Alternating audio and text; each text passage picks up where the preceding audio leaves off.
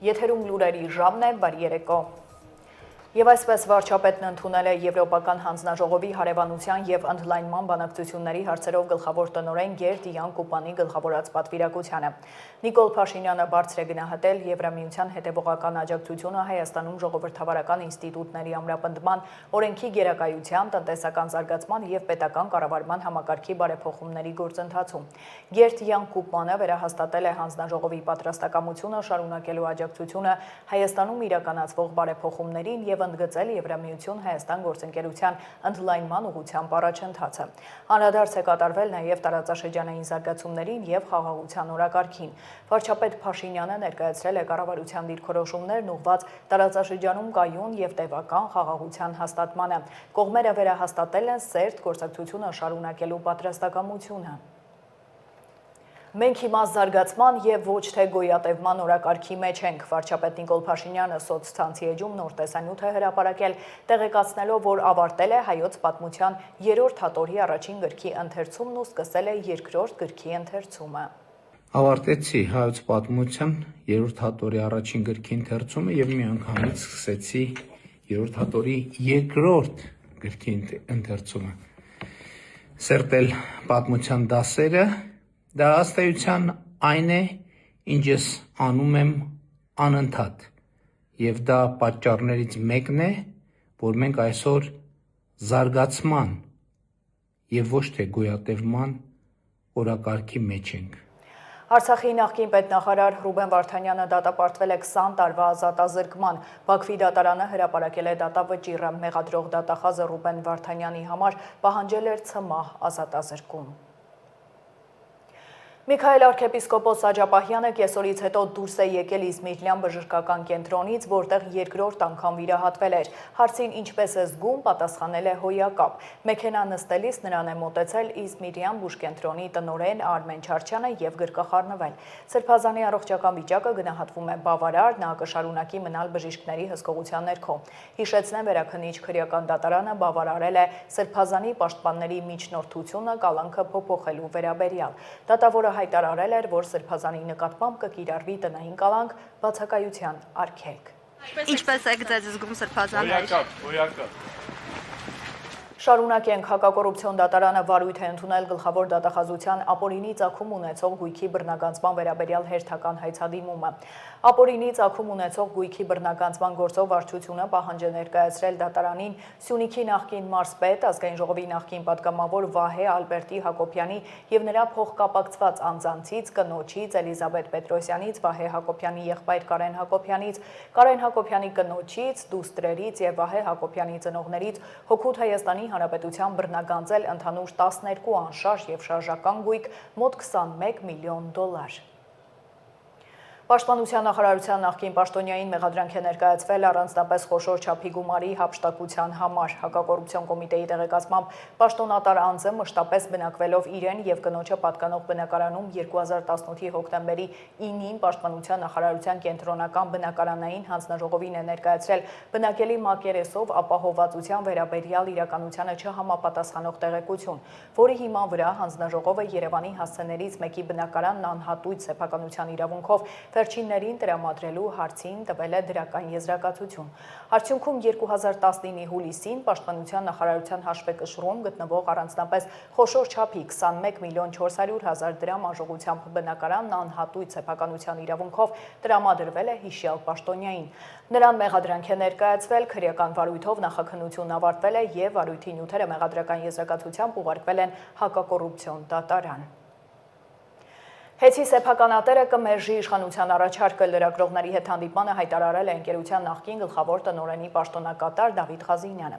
Նրա խոսքով իշխանությունները դիմում են ապօրինի քայլերի, ընկերության արժեքի կտրուկ նվազեցմանը հասնելու և համապատասխան առաջարկով հանդես գալու համար, սակայն Սամվել Կարապետյանը կմերժի նման առաջարկն ու գործընթացը կգնա ընկերությունը գերակա հանրային շահ ճանաչելու ճանապարհով։ Նա հիշեցրել է, որ իշխանությունները մեղադրել են Հայաստանի էլեկտրական ցանցեր ընկերությանը 3 միլիոն մարդու գրպանը մտնելու համար, սակայն այդ մասով որևէ գործընթաց չկա։ Ղազինյանը նաև ասել է, որ հստակ տեղեկություններ ունեն, թե էլեկտրաէներգետիկ համակարգում վթարների թիվն աճել է 40%-ով, իսկ ընտրություններից հետո հոսանքի գինը բարձրանալու է, կարծում է նա։ Որպեսզի 26 թվականի սակագինը պահեն նույնը,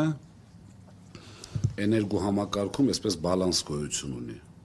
Կարող է հեծը ունենալ պլյուս, ինչ որ գումար, ատոմակայանը մինուս, իրանք ընդհանուր բալանսով հասկանում են 3 տարբերակ է, կամ պետք է թանկացվի, կամ պետք է իջնի, կամ պետք է մնա նույնը։ Հիմա ատոմակայանի համար նախատեսել են մոտարապես 13 միլիարդ ինչ որ այլ ֆինանսական եկամուտ։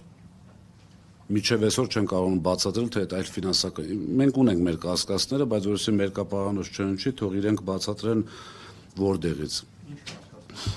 Որ այլ տեղից այդ ֆինանսական միջոցները, վայր ջան, ուղղորդվում է, որպեսզի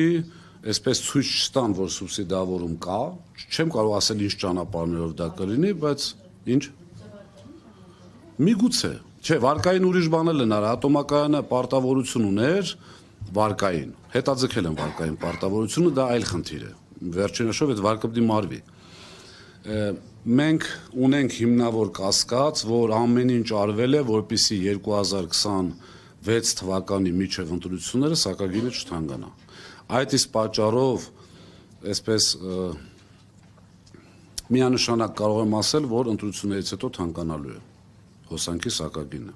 Նորից նույն գործելավոճի մեջ են այս մարդիկ, ամեն ինչ անել, հիշում եք, չէ՞, մինչև 21 թվականը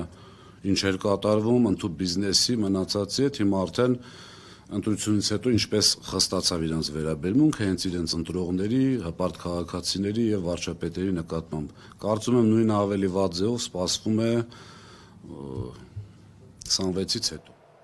Շարունակենք, կրակոցներ են հնչել Զոբունի գյուղի սկզբնամասում, մեկ վիրավոր տեղափոխվել է հիվանդանոց, իրավապահները դեպքի վայրում հայտնաբերել են Հոնգչի Մակնիշի մեքենան, որը բախվել է Նիսանին, ապա վարորդը կանգնեցրել է մեքենան, դուրս եկել եւ իր մոտ պահվող հրազենից կրակել վիրավորի ուղղությամբ, ապա մեքենան թողել ու փախել է։ Ներքին գործերի նախարարությունից հայտնում են, որ դեպքից անմիջապես հետո քրեական եւ համայնքային ոստիկանության ծառայողները հայտնաբերել եւ ձերբակալել են հանցագործության համար կասկածվող անձին։ Ըստ նախնական տեղեկությունների նա եղել է ոչ սթափ, հանցագործությունը կատարել է իր անվամբ հաշվառված որսորդական զենքով, վիրավորի կյանքին վտանգ չի սպառնում։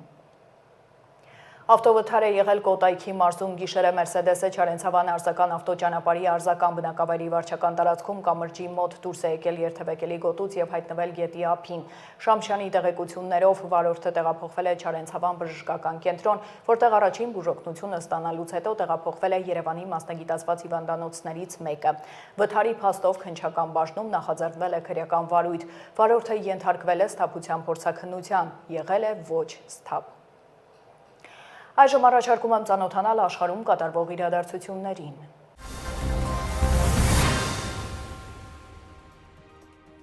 ԱՄՆ նախագահ Դոնալդ Թրամփը կարևոր է համարել Ժնևում բանակցությունները ԱՄՆ-ի, Ռուսաստանի եւ Ուկրաինայի ներկայացուցիչների միջև։ Այս մասին նա ասել է նախագահական ինքնաթիռում լրագրողների հետ զրույցում, որի տեսանյութը տարածել է Սպիտակ տունը։ Թրամփը նշել է, որ Ուկրաինան ճիշտ կանի, եթե արագ նստի բանակցությունների սեղանի շուրջ։ Այն հարցին, թե ինչ է ակնկալում ԱՄՆ նախագահը առաջիկա բանակցություններից, նա ասել է, որ կարևոր բանակցություններ են սպասվում եւ դրանք շատ հեշտ կլինեն։ Ժնևում այսօր փետրվարի 17-ին տեղի է ունեցել ռուս-ուկրաինական հակամարտության կարգավորման շուրջ Ռուսաստանի Դաշնություն ԱՄՆ-Ուկրաինա բանակցությունների երրորդ փուլը։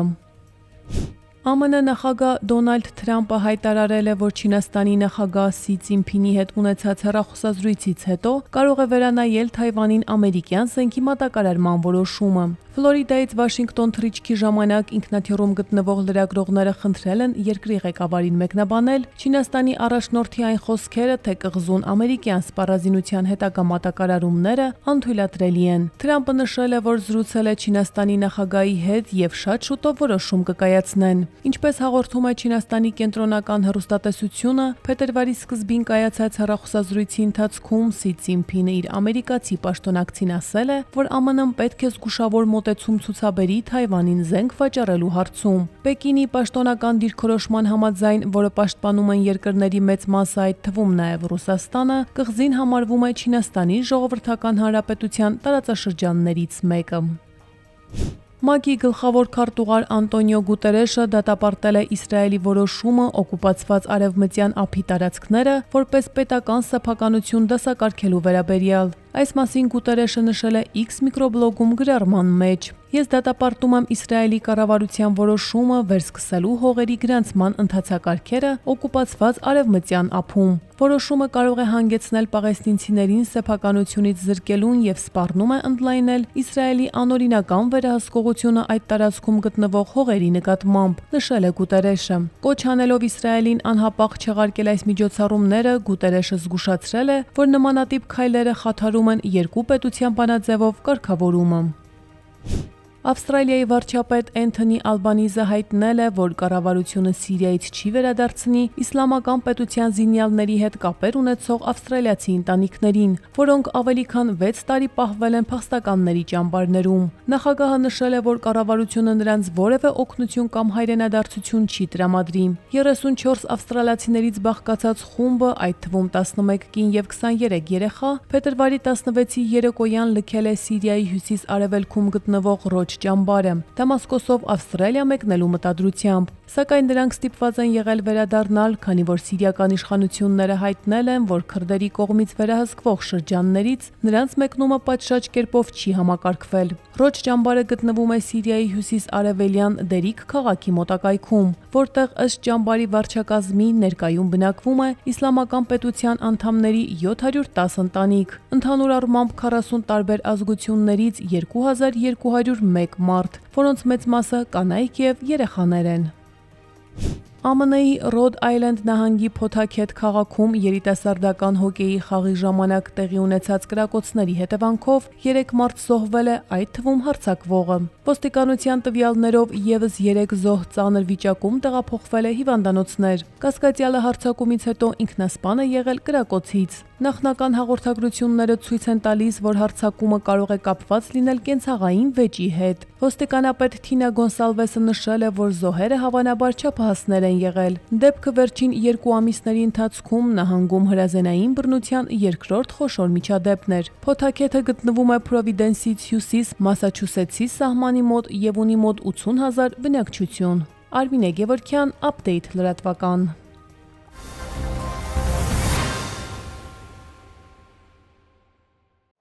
Շարունակենք, ավելի քան 3 կիլոգրամ ոսկենման եւ արծաթանման մետաղներ պետեկամուտների կոմիտեն կանխել է Հայաստանից Վրաստան զարդերի արտահանման փորձը։ Մանրամասները տեսանյութում։ Պետական եկամուտների կոմիտեն շարունակական քայլեր է ձեռնարկում ստվերային տնտեսության նվազեցման, հարկերից խուսափելու դեպքերի կանխարգելման եւ մաքսային իրավախախտումների բացահայտման ուղղությամբ։ Օրերս պետական սահմանից համակային անցման կետերում մաքսային սպասարկման եւ հսկողության վարչության Գոգավան անցակետ է ժամանել թեթև մարդատար տրանսպորտային միջոց, որը Հայաստանի Հանրապետությունից պետք է շարժվեր դեպի Վրաստան։ Մեքենան ենթարկվել է մաքսային զննության։ Տրանսպորտային միջոցի սրահի հետնամասի աջ եւ ձախ կողմերում գտնվող բաժակների համար նախատեսված պլաստմասե հարմարանքները ապամոնտաժելուց հետո հայտնաբերվել են մաքսային հսկողությունից թաքցված ապրանքներ, ոսկենման եւ արծաթանման մետաղներից պատրաստված զարդեր։ Արտահանման նպատակով թաքցված զարդերի ընդհանուր քաշը կազմել է 3 կիլոգրամ 319 գրամ, որից 540 գրամը ոսկենման մետաղից են եղել, իսկ 2779 գրամը սպիտակ ոսկու կամ արծաթի նմանվող մետաղից։ Դեպքի առնչությամբ կազմվել է մաքսային կանոնների խախտման վերաբերյալ արձանագրություն։